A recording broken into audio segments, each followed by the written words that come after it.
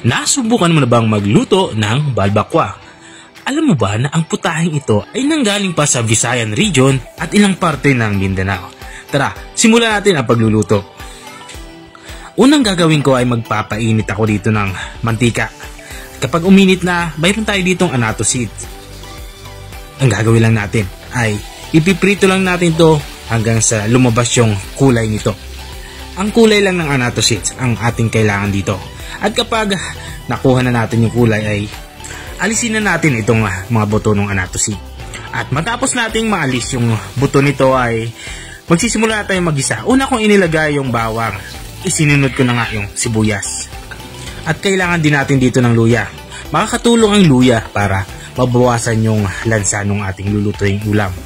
Igigisa lang natin tong tatlong aromatics natin hanggang sa lumambot ito at lumabas yung aroma nitong tatlo natin sangkap. At kapag lumabas na nga yung aroma, ilalagay na natin itong ating balat ng baka. Bali, pinakuluan ko na ito at pinalambot sa pressure cooker para hindi na tayo matagalan. At kung nanonood ka pa rin hanggang dito sa parteng ito ng aking video, ay ibig sabihin na nag-i-enjoy ka. Baka pwede mo naman i-comment kung taga saan ka para alam ko kung hanggang saan umabot ang aking video.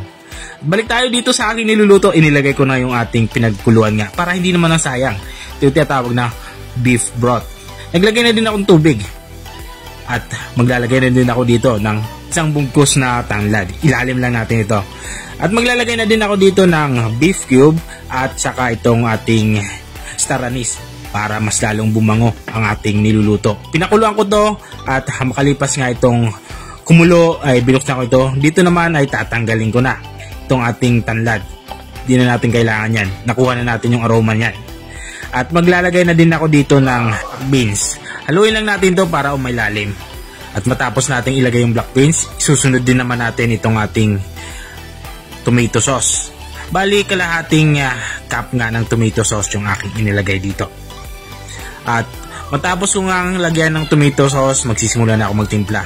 Tinikman ko muna para alam ko kung saan ako magsisimula. Kulang nga ito sa alat. Kaya naglagay ako dito ng patis. Kung wala naman kayong patis, pwede namang asin. Walang problema yan.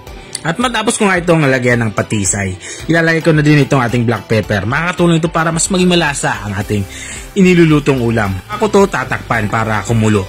At halos patapos na nga ako dito sa aking pagluluto. At makaraan nga itong kumulo ay binuksan ko na ito.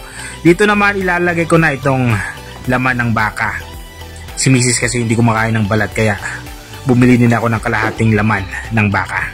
Hinalo ko nga ito para pumailalim yung laman ng baka. At huling ilalagay natin ito ating siling green or siling panigang. Saka ko ito tatakpan para isimmer pa ng counting minuto pa.